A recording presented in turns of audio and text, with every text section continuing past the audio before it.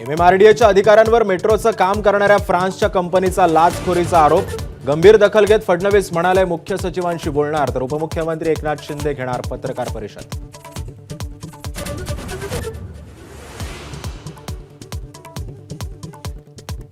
फडणवीस सरकारमधील फिक्सर दलाल PAPS बाळगणारे मंत्री कोण? राजकीय वर्तुळात चर्चांना उधाण. तर PAंच्या 1,200 शिफारशींपैकी 109 नावं क्लिअर केल्याची फडणवीसांची माहिती.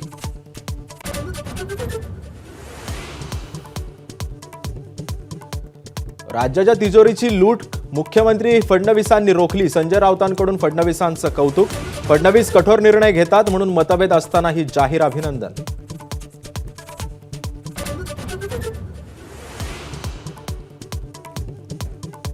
फडणवीसांकडे दलाल फिक्सर PAंची शिफारस करणारे सर्वाधिक मंत्री शिंदेंचेच. ठाकरेंचे खासदार संजय राऊतांचा हल्लाबोल. तर शिंदेंचा पक्ष म्हणजे अमित शहांचा पक्ष असल्याचाही घणाघात.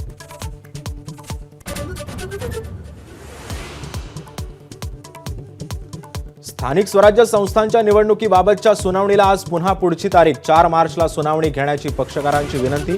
कोर्टाचा फैसला आज संध्याकाळी.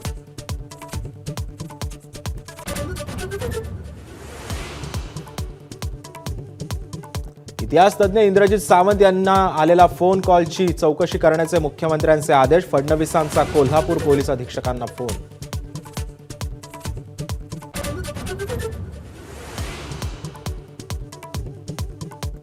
स्वराज्य रक्षक संभाजी मालिका संभाजी राजांचं बलिदान न दाखवता संपवावी असा दबाव असल्याची अमोल कोल्हेंची YouTube ब्लॉगमध्ये कबुली.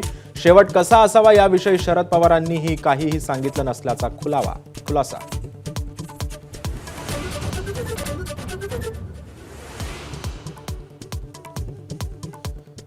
मस्साजोग ग्रामस्थांच्या अन्नत्याग आंदोलनाला सुरुवात. फरार कृष्णा आंधळेला अटक करून सर्व आरोपींना शिक्षा देण्याची मागणी.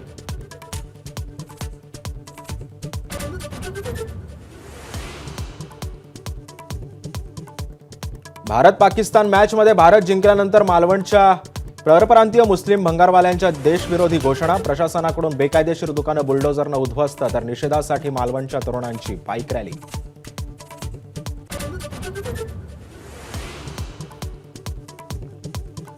पुण्यातील राजकारण्यांचा लाडका गुंड गजा मारणेला पुन्हा अटक. केंद्रीय मंत्री मोहोळ यांच्या कार्यकर्त्याला झालेल्या मारहाण प्रकरणी 3 गुंडांसह म्होरक्या मारणेही अटकेत.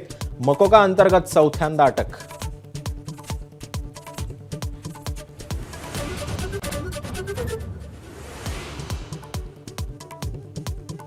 आर्थिक निर्बंध लागलेल्या न्यू इंडिया बँकेचं कथित कर्ज भाजपमुळे राईट ऑफ. केरळ काँग्रेसच्या एक्स पोस्टला अभिनेत्री प्रीती झिंटाचं सडेतोड प्रत्युत्तर. तर 18 कोटींचं कर्ज 10 वर्षांपूर्वीच फेडल्याचा दावा. ABP माझा, उघडा डोळे बघा नीट.